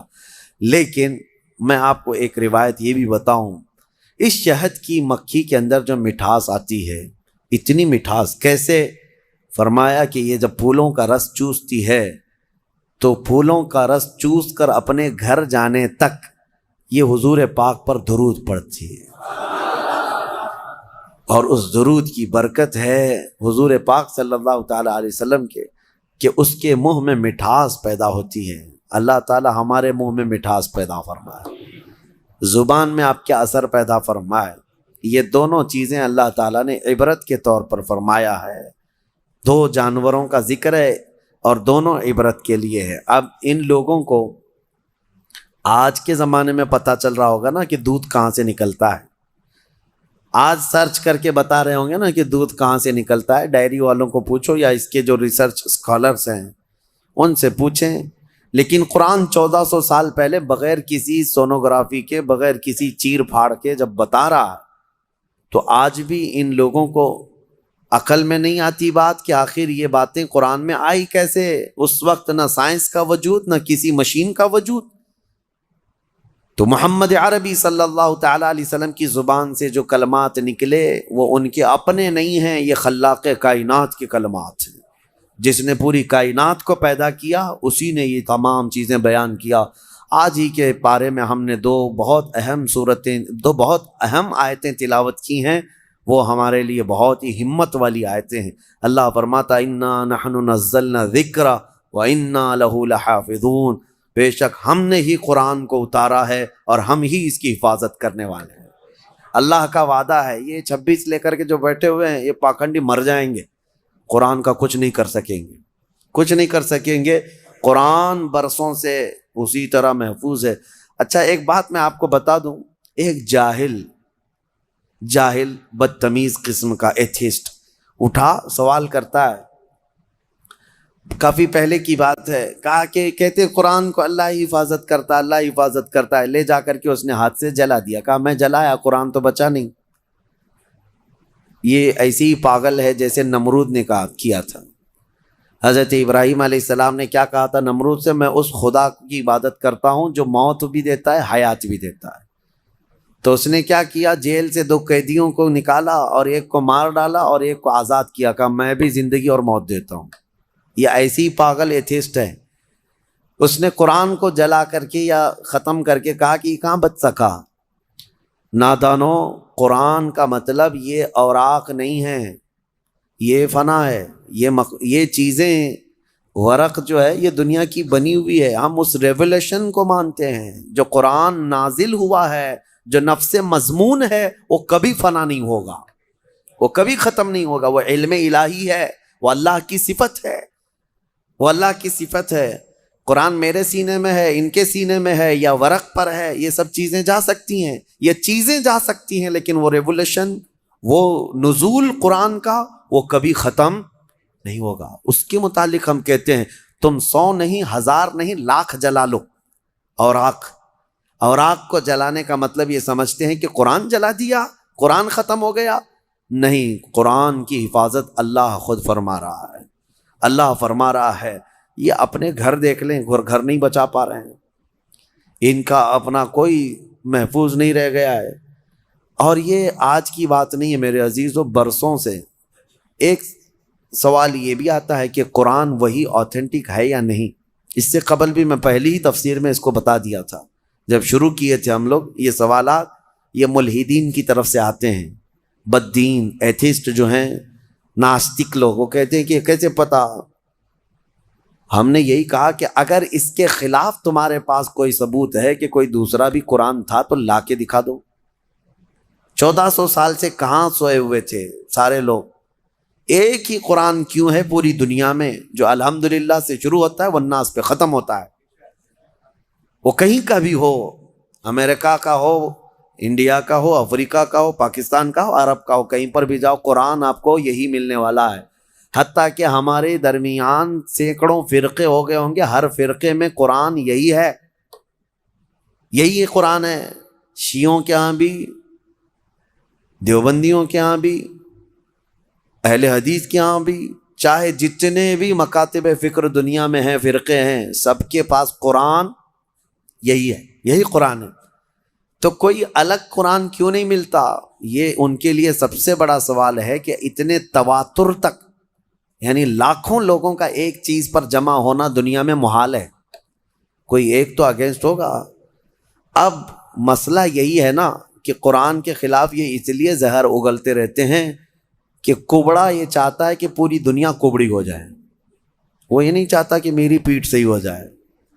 وہ یہ چاہتا ہے کہ دنیا میں سب ویسے ہی دکھتے رہیں جیسے میں کبڑا ہوں. ہاں، خود کے گھروں کی کتابوں کا حال تو یہ ہے کہ بیچارے یہاں ایک الگ پبلش ہوتی ہے، وہاں ایک الگ پبلش ہوتی ہے، سب کے روایتیں بدلی ہوئی ہیں، اس کا مضمون الگ ہے، اس کا مضمون الگ ہے. بائبل پتہ نہیں مارکیٹ میں کتنی ملتی ہے، الگ الگ ہے. ویدوں میں تبدیلیاں ہیں، قرآن میں تبدیلیاں ہیں، شرح لکھنے والوں میں الگ الگ باتیں ہیں، تو ظاہر سی بات ہے دنیا میں دوسری کتابوں کو انہوں نے دیکھا تو سوچتے ہیں قرآن بھی ایسا ہی ہے۔ میں یہ کہتا ہوں ترجمے ہزار ہو سکتے ہیں، تفسیریں ہزار ہو سکتی ہیں، لیکن قرآن کا وہ نفس مضمون ایک ہی رہے گا، قیامت تک ایک ہی رہنے والا ہے۔ اور یہی اللہ کا وعدہ ہے، ہم نے ہی قرآن کو اتارا ہے اور ہم ہی اس کی حفاظت کرتے ہیں۔ ہاں، اور دوسری آیت جو میں کہہ رہا ہوں، 2 آیتیں ہم نے پڑھی ہے۔ دوسری آیت ہے وَنَزَّلْنَا عَلَيْكَ الْقُرْآنَ تِبْيَانًا لِكُلِّ شَيْءٍ۔ اللہ فرماتے ہیں ہم نے قرآن میں ہر چیز کا واضح بیان کر دیا ہے، واضح بیان کر دیا۔ میں تقریباً آج سے 10 سال پہلے کی بات ہوگی، تو 2012 وغیرہ میں ایک صاحب وہ پوچھنے لگے، وہ بڑے ماڈرن خیالات کے ہیں، تو انہوں نے کہا آپ کہہ رہے ہیں قرآن میں ہر چیز کا واضح بیان ہے، تو کیا پیٹرول کا بھی ذکر ہے قرآن میں؟ اور پتہ نہیں پیٹرول ہی شاید اس کو زیادہ اچھا لگتا ہو یا پیٹرول پیتا ہو۔ میں نے کہا پیٹرول کیا، اللہ نے فرمایا ہر چیز کا واضح بیان ہے، ہر چیز کا واضح بیان ہے۔ ہم نے ان سے پوچھا تمہیں پتہ ہے سمندر میں موتیاں ہیں؟ پتہ ہے نا، سمندر میں ہی ہوتی ہے نا موتیاں۔ کہا ہاں ہے۔ کہا جاؤ ڈوب کے لے کے آؤ۔ کہا ہمارا کام نہیں ہے۔ کہا کس کا ہے؟ وہ جوہری کا کام ہے جو غوطہ لگاتا ہے۔ کہا یہی قرآن میں ہر چیز کا بیان ہے، اس میں غوطہ لگانے کا کام اماموں کا ہے جو مجتہدین ہیں، ائمہ مجتہدین ہیں، علماء صالحین ہیں۔ جس کا جیسا علم ہوگا وہ غوطہ لگاتا ہے اور قرآن سے نکالتا ہے۔ ارے سیدنا عبداللہ ابن عباس سید المفسرین صحابی ہیں، حضور سے سب سے زیادہ قرآن کی تفسیر سیکھنے والے۔ وہ کہتے ہیں قرآن کے علم کے بارے میں، اگر میرے اونٹ کے گلے کی رسی بھی گم ہو جائے تو میں قرآن سے ڈھونڈ لوں گا۔ ہاں، قرآن سے ڈھونڈ لوں گا۔ تو یہ ہر چیز کا واضح بیان ہے، لیکن یہ اپنے اپنے ظرف کی بات ہے، اپنے اپنے علم کی بات ہے۔ ہمیں پتہ ہے سمندر میں بہت سارے خزانے ہیں، لیکن ہر ایک کا کام نہیں ہے کہ سمندر میں جا کے موتیاں لے آئے۔ ہاں، کچھ لوگ کوشش کر بھی لیں گے تو سیپیاں لا سکتے ہیں، سیپ لے لیں گے، موتیاں لانا اور وہ سب جانکار لوگوں کا، ماہرین کا کام ہوتا ہے۔ اسی طرح میرے عزیزو قرآن عظیم میں ہر چیز کا واضح بیان ہے۔ اس کا مطلب اب یہ بھی نہیں ایک فرقہ نکلا ہے اہل قرآن، ابھی ایک فرقہ ہے، انٹرنیٹ پر کتنے فرقے آئیں گے پتہ نہیں، ابھی 72 تو بہت پہلے ہی ہو گئے جو جہنم میں جانے والے تھے، ابھی آ ہی رہے ہیں، ان کی شاخیں پہ شاخیں ہو رہی ہے۔ اہل قرآن اور اللہ کی پناہ یہ اکثر جو ہے نا پاکستان سے نکلتے ہیں۔ ایک اسی طرح کا فرقہ جس میں وہ یہ کہتے ہیں کسی بھی حدیث کی ضرورت نہیں، کسی بھی چیز کی ضرورت نہیں، ہمارے لیے قرآن کافی ہے۔ قرآن میں اللہ نے فرمایا نا ہر چیز کا واضح بیان کیا، تو اس آیت کی وجہ سے اب کسی دوسری چیز کی ضرورت نہیں، بس قرآن ہی کافی ہے، قرآن ہی کافی۔ وہ دنیا کو ایسا گمراہ کرتا ہے آدمی، ہاں بات کرنے نہیں دیتا علماء کو، لیکن وہ لوگوں پر اپنے لچھے دار باتوں سے حاوی ہونے کی کوشش کرتا ہے۔ ہر چیز کا بیان قرآن میں، ہر چیز کا بیان قرآن میں۔ کافی سال پہلے ہمارے استاد گرامی حضور محدث کبیر رحمۃ اللہ ادام اللہ اقبالہ، آپ نے فرمایا تھا کہ آپ کا ایک اہل قرآن سے کسی سے مباحثہ ہو رہا تھا، ہر چیز کا بیان قرآن میں، ہمارے لیے قرآن کافی ہے۔ تو حضرت نے اس سے کہا کہ تو ٹھیک ہے، کتا کھانا کہاں ہے، کیا ہے بتائیے، حلال ہے کہ حرام ہے؟ قرآن میں اس کا ذکر ہونا چاہیے، صاف صاف ذکر ہو، کتا کھانا کیا ہے۔ اگر حلال ہے تو پہلے تم کباب بنا کے کھاؤ، اور حرام ہے تو پھر قرآن سے دکھاؤ۔ نہیں تھا۔ کیا قرآن میں ہر جانور کا پرٹیکولر نام ہے؟ نہیں ہے، فارمولے بتائے گئے ہیں، اور قرآن کو سمجھنے کے لیے رسول پاک کی حدیث ضروری ہے، کیونکہ وہی نور ہے جو اس پر روشنی ڈالتا ہے۔ نبی پاک صلی اللہ علیہ وسلم کی حدیثوں کے بغیر قرآن کو سمجھنے کی کوشش کرو گے پھر اٹکل پچھو مارتے رہ جاؤ گے، اس کا مطلب یہ ہو سکتا ہے، اس کا مطلب یہ ہو سکتا ہے۔ نبی پاک صلی اللہ تعالیٰ علیہ وسلم کی احادیث سے جس نے قرآن کو سمجھا وہ ہدایت پر ہے، وہ ہدایت پر ہے۔ ورنہ یہی انٹرنیٹ کے کیڑے جو ابھی نکلے ہوئے ہیں اپنا فرقہ بنائے، اور انہوں نے کیا کیا انکار کر دیا، معجزہ نہیں ہوتا، یہ تورات زبور انجیل کوئی کتاب ہی نہیں تھی، ہاں، اور سب سے افضل قوم جو تھی وہ بنی اسرائیل تھی، امت محمدیہ نہیں ہے۔ آیتوں کے ذریعے سے بہت کچھ توڑ مروڑ کر کے مانے۔ کہاں سے سمجھ رہا ہے؟ اس سے سوال کرو تو کہا ہم اپنی عقل سے سمجھتے ہیں، عقل سے سمجھتے ہیں۔ ان کو حدیث کی ضرورت نہیں، حدیث کا لفظ تک نہیں لیتے، وہ کہتے ہیں عقل سے، ہم اپنی عقل سے سمجھتے ہیں، اللہ نے ہم کو اتنی ہدایت دی۔ اگر ان سے صرف ایک سوال کر لیں، ایک سوال کر لیں، سب چیزیں تمہارے لیے قرآن ہی کافی ہے نا۔ پہلی بات تو یہ بتاؤ کہ یہ قرآن تم تک آیا کیسے؟ کیا تمہاری عقل پہ ڈائریکٹ نازل ہو گیا، جبرائیل امین لا کر کے دے دی؟ کہاں سے آیا قرآن؟ اس کی آتھینٹسٹی چاہیے، تو ان کو بولنا پڑے گا، ان کو بولنا پڑے گا کہ رسول اللہ پر نازل ہوا، اور اس کو جمع کس نے کیا؟ کس نے کیا؟ عام لوگ جانتے ہیں، صحابہ اکرام نے جمع کیا۔ اب صحابہ اکرام سے تابعین میں آیا، تابعین سے پھر اولیاء امت میں آیا، یہ ایسے ہی چلتا چلتا قرآن ہمارے تک آیا نا۔ اب یہ صاحب یہ بیچ کے سارے سند ہٹانا چاہتے ہیں، نہیں، ہم کو ڈائریکٹ چاہیے۔ اگر تم یہ صحابہ کرام اور یہ تابعین کے سلسلے کو ختم کرو گے تو قرآن کی سند بھی نہیں رہ جائے گی، قرآن کی سند بھی نہیں رہ جائے گی۔ قرآن کو اگر تم حقانیت والا کتاب مانتے ہو تو یہ ماننا پڑے گا اس کو ہم تک پہنچانے والی جو ذاتیں ہیں وہ نبی پاک صلی اللہ علیہ وسلم کے سچے غلام ہیں، اور انہوں نے ہی حضور کی حدیثیں بھی بیان کی اور قرآن کی تشریح بھی انہوں نے ہی ہمیں سمجھایا۔ اسی لیے قرآن کو اپنی عقل سے نہیں بلکہ صحابہ اور تابعین کی سمجھ سے ہمیں سمجھنا ہے۔ جیسے رسول اللہ نے انہیں سمجھایا ہے ویسے ہم قرآن سمجھنا چاہتے ہیں، تو عقل نہیں، گوگل نہیں، بلکہ فہم صحابہ جس کو کہتے ہیں، صحابہ اکرام۔ ابھی لوگوں کو بڑا آسان ہے، آیت سمجھنا ہے گوگل کر دو، اور گوگل لا کر کے دیا، اور گوگل کتنی جگہ گلیوں میں پھنساتا ہے پتہ ہے، بڑی بڑی گاڑیاں لے جا کر کے نکڑ پہ لگا دیتا ہے۔ گوگل میپ والی آنٹی جو بولتی ہے اس کے پیچھے پیچھے چل کر کے کتنی مرتبہ تو ہم بھی دھوکے کھائیں۔ ہاں، ہم کو جو ہے دلی سے نکل کر کے گاڑی میں 6 لوگ تھے، میپ لگا کر کے چل رہے ہیں، میں کہا کہ مجھے پتہ ہے راستہ، ڈرائیور صاحب رامپور کے تھے، کہے کہ نہیں میپ سے چلیں گے، رات کے 2 بج چکے ہیں، میپ سے چلتے چلتے کچے راستے پر لے کے گئے۔ میں کہا بریلی کا راستہ اتنا کچا تو نہیں ہے، دلی ایئرپورٹ سے بریلی جانا ہے، کچے راستے پر لے جا کر ایک جگہ ڈیڈ اینڈ آ گیا، کچھ بھی نہیں، اور بیریکیٹنگ ڈال کر کے پولیس لوگ کھڑے ہیں، ٹارچ ہمارے اوپر مارنے لگے۔ کہا ادھر کیوں آئے؟ ہم نے کہا کہ ہم بریلی جا رہے ہیں۔ انہوں نے کہا یہ تو سب جیل ہے، یہاں کیسے آ گئے؟ رات کے 3 بجے۔ تو یہ ہے گوگل وہاں تک پہنچاتا ہے۔ بہت سارے لوگ صرف جو ہے نا آیتوں کو گوگل کر کے وہیں تک جیل تک جانا چاہتے ہیں۔ صرف اس پر ڈیپینڈ مت رہو۔ ہاں، میں یہ نہیں، اس کا انکار نہیں کرتا کہ اس میں کچھ نہیں ہے، لیکن یہ آتھینٹک ہے یا نہیں اس کو سمجھنے کے لیے پھر تمہیں علماء حق کی ضرورت ہوگی۔ آج جو فارورڈ ہو رہے ہیں نا سارے میسیجز، حدیث حدیث حدیث کہہ کر وظیفے وظیفے وظیفے، اس کے لیے بھی کیا تمہارے پاس اتنی عقل ہے کہ حقیقت میں یہ بخاری کی حدیث ہے یا نہیں؟ کیسے پتا تمہیں؟ یہ مسلم شریف کا اس میں ریفرنس دے دیا، کیسے پتا تمہیں؟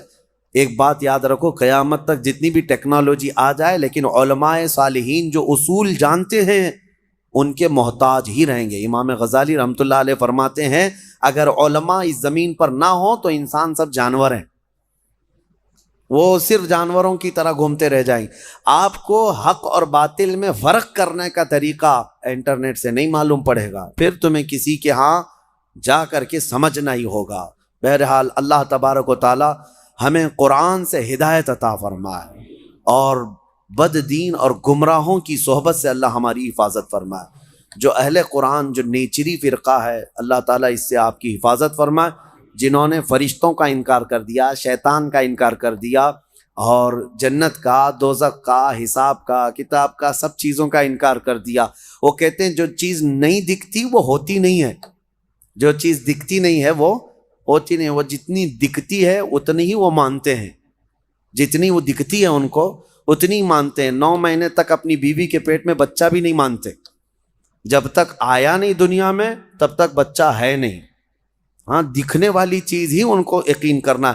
اور دوسری ایک عجیب سی بات ہے، جتنی چیزیں دکھتی اسی پر ایمان لاتے ہو، اسی کو سمجھتے ہو، پھر یہ بھی کہتے ہو کہ گیلیکسی میں جو ہے اتنے سٹارز ہیں، کیا کیا ہیں اس میں، بہت سارے یہ ستارے گناتے سیارے ہیں، ہاں، اور پھر ان کے سولار سسٹم کے جو سٹارز ہیں وہ کہاں سے انہوں نے لا کے دکھایا؟ کیا ہر آدمی دیکھ رہا؟ آپ نے دیکھا یورینس، نیپچون، پلوٹو، یہ سب پتہ ہے نا سب آپ لوگوں کو؟ آپ جا کے دیکھ کے آئے سولار سسٹم میں جو ستارے سائنس دکھا، دیکھ کر کیا ہے؟ نہیں، لیکن سب مان رہے ہیں۔ کس نے کہا؟